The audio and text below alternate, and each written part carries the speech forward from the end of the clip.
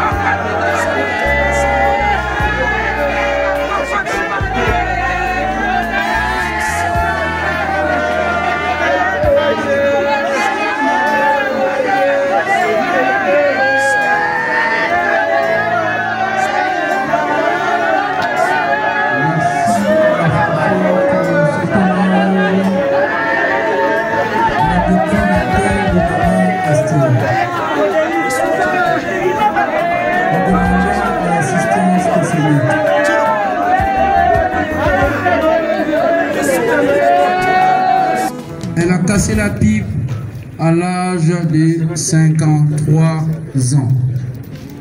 À présent, le menu de la cérémonie. Après l'accueil de la dépouille mortelle, nous sommes actuellement à l'annonce du programme. Après l'accueil viendra la prière d'ouverture, l'exhortation et prière pour l'enfant ainsi que la famille par le pasteur Walelou Tumba famille. J'espère qu'il est déjà parmi nous. Après l'exhortation et la prière de la famille, viendra la lecture de la biographie. Après la lecture de la biographie, nous allons passer au témoignage. Donc nous signalons parmi les témoignages, l'un des témoignages sera de la famille, entre autres, qui sera fait par Mireille Toubadi, 7e bagarre, petite sœur de la défunte.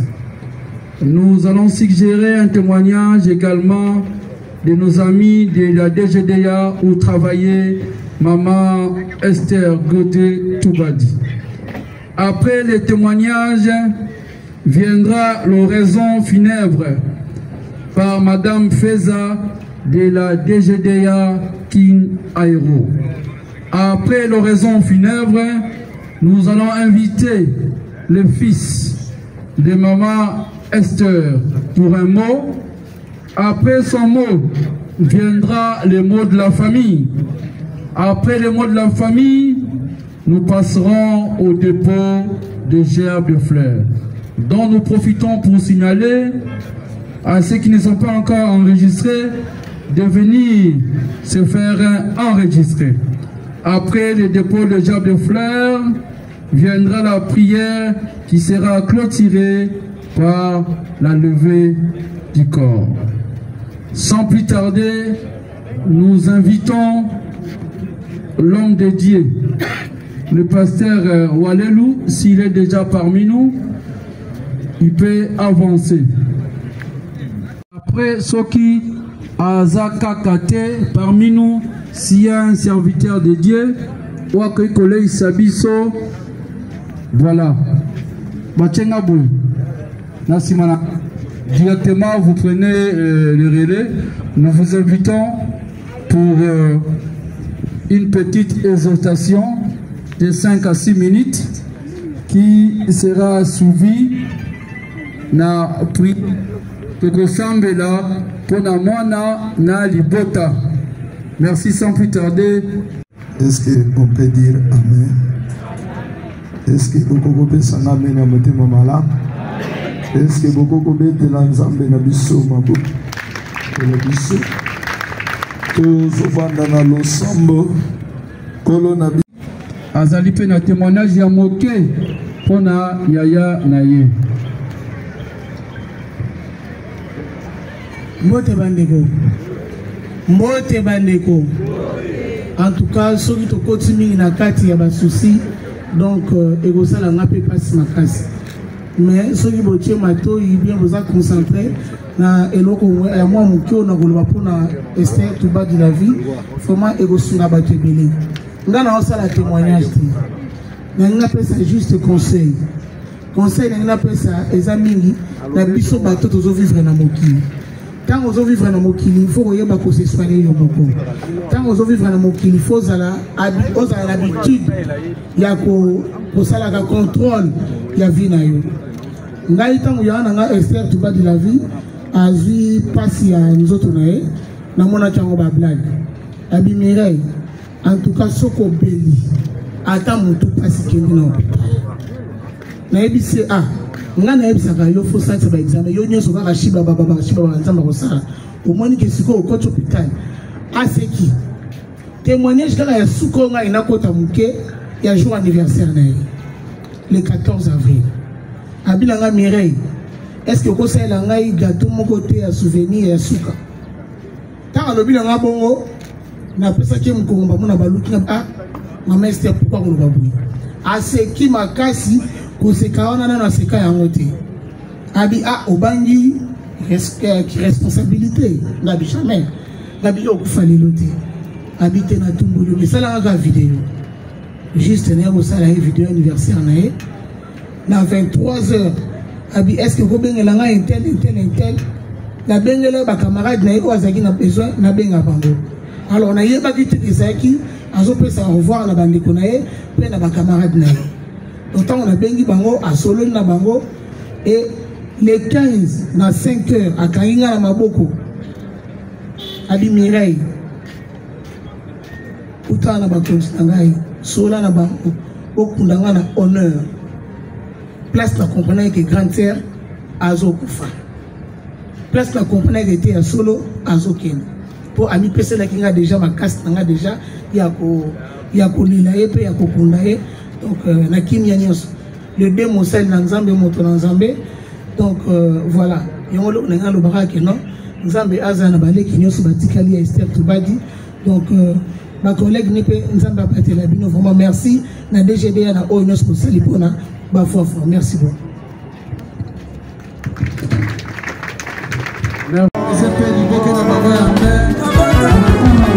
Alléluia. Yesu azali. Komba bana Jésus. Komba bana. Tino. Yesu na bingina tantola. Yesu. Papa na bingina tantola. Kapena tantola mosambe tantola. Yoka mosenga nanga samba kama Seigneur. Yoka shije nanga samba. Nayana mapasi nanga usabo zambe. Nayana usabo zambe. Salela nga Yesu. Salela nga Yesu.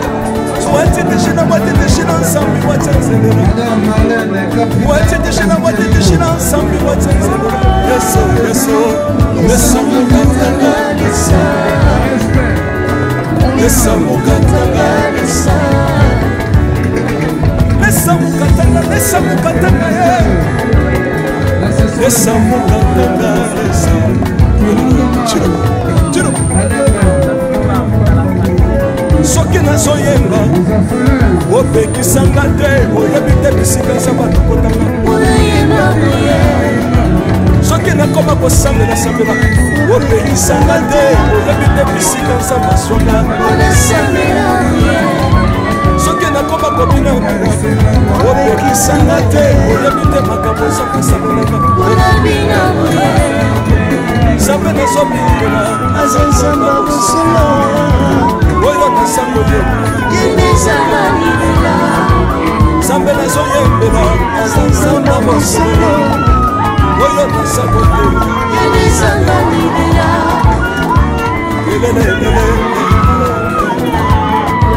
nalingi mobalo oyo nalingi mobalo oyo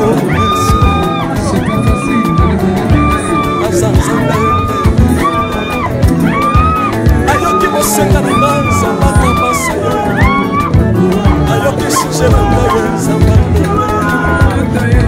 nazalaka lokater apesinga na natambolaka makolo nazalaka kobala te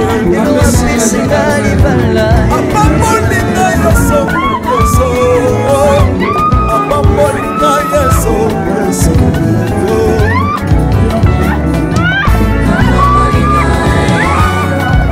yesu apambolinga chilobo yesu akokotina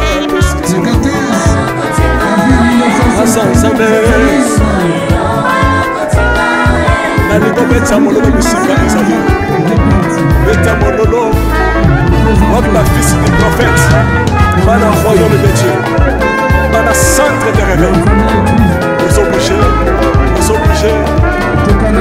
obinaka wapie mpona pambola yo ingénieur on est ensemble na yesu elongo tozomaka mabe ya nzambe eza wapi soki nzambe azopambola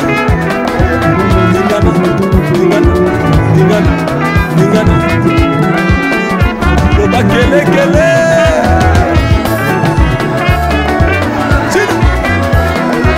sala ngombe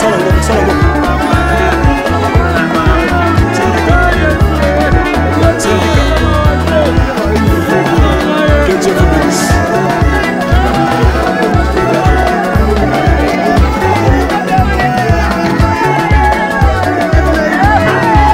Samba pambola bino.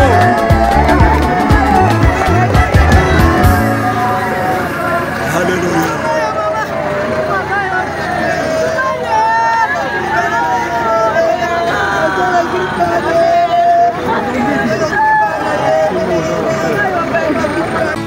Mama, Yves Ipa. Love is crazy, love is funny. Bana ya SA, bana ya Afrique du Sud, shalom. Nazana nouvelle ya malamu ya koyebisa bino ete na kozala na bino à partir le 25 mai, na le 26 mai, na kati ya Johannesburg. Le 26 mai, na koyamba moto moko na moko en privé na ngonga na ye, pe na air na ye. Ba délivrance ne kozala en privé, moto na air na ye na ngonga na ye, poto kota profondeur ya problème na ye. Pona le 25, ezali conférence ya batonio surtout. Bato bakoya le 25 te, tokoyamba bango pe le 26 te. Et sengeli na bino d'abord. Boya le 25, après le 26, tokoyamba bino en privé. Pona ba oyo bakoleka délivrance en privé. Et sengeli na bino, bo benga, bo enregistré comme na bino, po ba pesa bino ba air na bino la délivrance. Bo contacter Papa Edi Diba. Boya ebele ekozala na Johannesburg bokolo wana ba maladi nyonso tu bozala ngo ekosila ba blocage ekosila ba limitation ekosila ba maladi ekosila dans zela bino nyonso tu na moto